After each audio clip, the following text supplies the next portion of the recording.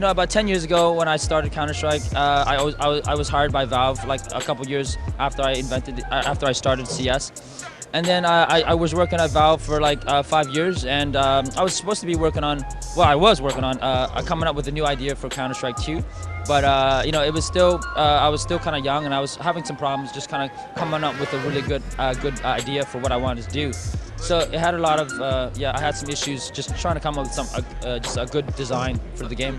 Before you get there, I guess the question I have for you is like how does it work? Like, you know, because I have this actually as poster, believe it or not, on my wall at home, and it's like the original, you know, box or whatever to CS, and it's like a bunch of signatures, and like I'm pretty sure yours is probably on there. Oh, nice. But long story short, I guess like how does that team work out? Because it was you and Jess Cliff, right? And then you go by Goose or Goose? Yeah. Well, I mean, like originally it was like just me, because I came up with the idea when I was in university, and then Cliffy came on about a year later, and then like he helped out a lot with like the PR side of stuff, and he helped out with the website, and like he helped out with like helping me like to come up with some game design issues, and he just helped out with the liaison with the community, because it was the community that really it was the community that made all the maps. So I didn't make any of the maps. I just made the guns, I just made the characters, and I just made the code. I just did all the programming for the features of the game. The maps themselves were done by the community. So basically, the community was the ones that were developing maps and sending it to us, and then we would just evaluate the maps and say, hey, this is a cool map, this is a cool map. So it was really, really awesome, because we were getting maps like every week. You know, like we would get like 10 maps a week. A lot of them were really but you know, oh, sorry about that. Yeah, I didn't. You guys got sensors, right? Beep, beep, beep. Oh my God, you guys are hardcore. anyways, we were getting so many maps, and you know, eventually we got some of the great maps like DE Dust and CS Assault and CS Siege. We got like so many maps. So I mean, over the course of Counter-Strike's development, I think we had like maybe like 2,000, maybe 3,000 maps given to us. But we only really picked probably like 30, 40. So the ones that really you guys really played in the betas.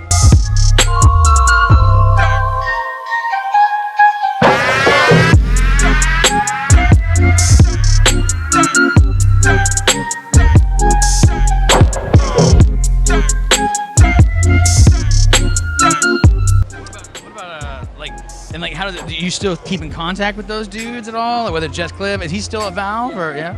Yeah, actually, Jess is a really good friend of mine, actually. I mean, I actually went to his wedding a couple years ago. So, I mean, me and Jess keep in touch. He's a really great guy. I got along with him so well, because he's the kind of guy that was really allowed me to just, like, he never said, you know, that's a bad idea, I don't think you should do that. He just gave me so much freedom to just try whatever I want, and I just really enjoyed that, because he wasn't like one of those guys that just, we weren't butting heads. I think me and my personality with Jeff was just so easy to work with. So I really enjoyed working with him, and I kind of missed the guy. So, but he's still at Valve right now, and he's actually working on the new CS. I think he's working on CS:GO. So yeah, I think he's still enjoying his time there, and but I still keep in touch with him. Yeah, just here and there.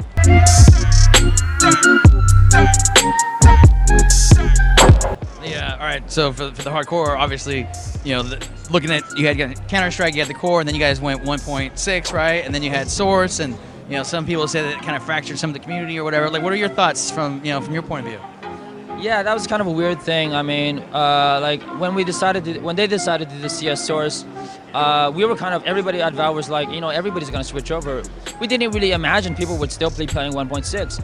So it kind of came to a surprise for me, myself personally, and I think a lot of the guys at Valve were like, what the hell, why are people playing this old crappy game, you know? But you know, it just made us realize that it's not so much about the graphics, it's the most important thing is having that community.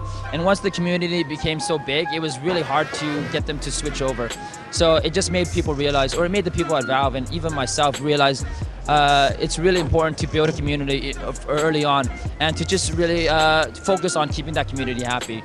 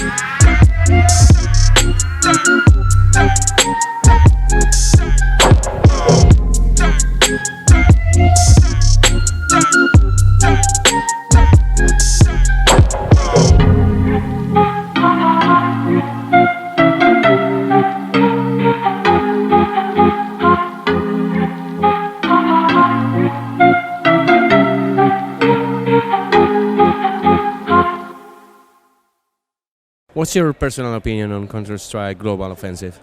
I think it's really, really well polished, and I think it's just really accessible for new players to just come in there and to be able to just enjoy the game. Because back then, 20 years ago when I first created the game, it was very difficult for new players because sometimes they would be matched against like people of different skill levels. So it was very frustrating for a new player to really enjoy the game experience. So now with things like matchmaking and you know just the ease for players to be properly matched, I think it's much better for new players, and in turn that allows the game, the player base to grow much more quickly because of that accessibility. Yeah. What do you think is the next step for the genre? What would you like to, I don't know, to be implemented or?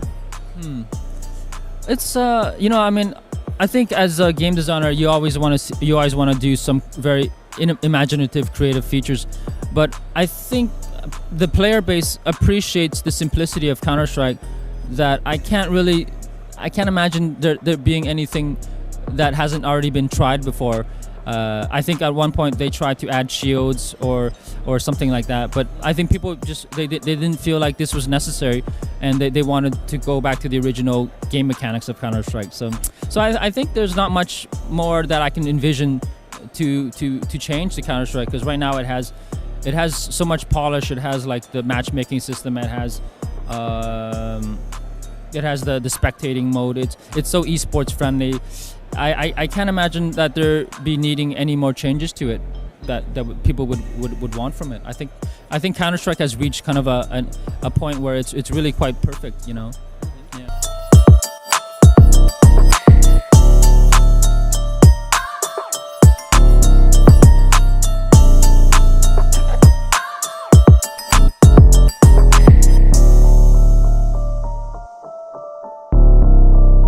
The VAC system was first introduced to Counter-Strike in 2002 and was designed to replace Punkbuster, another common anti-cheat system for all Valve games. Unlike the manual reporting systems found in most games, VAC and automated systems like it detect the presence of foreign code manipulations used by players to gain a competitive advantage. So recently, the CS community has honestly had quite a bit of a mess with what seems to be a huge CSGO VAC wave, affecting a really wide variety of people, ranging from $20,000 accounts to 15-year-old Katowice 2014 sticker collectors. And then there's also an absolute metric ton of people saying that they've gotten quote-unquote false VAC bans.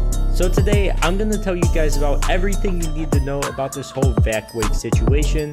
So if you enjoyed this video, don't forget to leave a like and subscribe to the channel if you're new. And also, leave a comment telling me if this VAC wave has affected anyone you guys know, or if it's affected you. But for now, let's get right into it. So first, let's address what probably is the main concern of quite a few people watching this video: how to get a VAC ban removed. Although I always tend to see a lot of people emailing Valve or CSGO devs that unfortunately probably won't do anything. According to the Steam support page, VACs are non-negotiable and can't be removed from Steam support. So emailing whoever you decide to email, whether it's Steam support or CSGO devs or whatever, that really isn't going to do anything. They later on actually go on to say that if a VAC ban has been issued incorrectly, it will be automatically removed. Now, you're probably thinking that this isn't true at all, you've never seen it happen, but surprisingly, in the past and recently as well, people have had VAC bans removed. It's entirely possible, and I guess when huge VAC waves like this happen, Valve does tend to make some mistakes, and it seems that they end up fixing, well, at least some of them. At least if everyone is being honest about being quote-unquote falsely banned.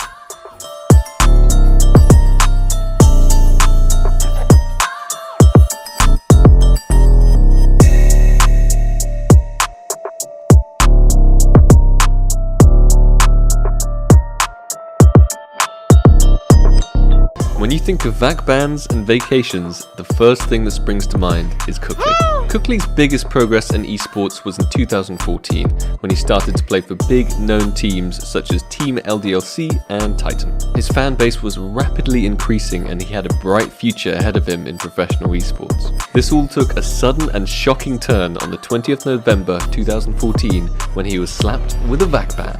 The community could not believe it. Such a respected player had been caught cheating on the highest level of play. Even his own friends and teammates were in disbelief. Kali Vagban?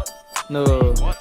I don't trust that. Seriously, Kali Vagban? My French friends, they were like talking about like Kali's cheating, I'm sure. In 2018, Optic Gaming decided to expand across the globe and have an Indian CSGO team. After the qualifiers, Optic had finalized its roster, and on that roster was Forsaken. Forsaken was always doubted in the scene because of his shady past. He was known locally to have cheated in the past and to own VAC banned accounts. Not long after the expiration of his previous ESIC ban, he became a part of Optic India around the middle of 2018. They managed to reach an international level of play within months, which was highly impressive for a fresh Indian roster. In some tournaments, Optic India had no losses whatsoever, but then October of 2018 rolled around, a match played against Revolution, a Vietnamese team, and it all started going wrong. Initially, they managed to stomp them on Inferno, but on Cash, it was a completely different story, and Forsaken was forced to go blatant with his cheats. Not only the crowd noticed what was going on, but the admins noticed something fishy as well. Following a match pause, an admin is sent to check on his PC and finds this. Forsaken tries to literally push the admin away, close the folder and delete all the evidence, but it is too late. The match gets cancelled, his team gets disqualified, and he gets left with a 5-year ban. Although this became a really big meme at the time, this case has left the reputation of India's esports scene heavily tainted.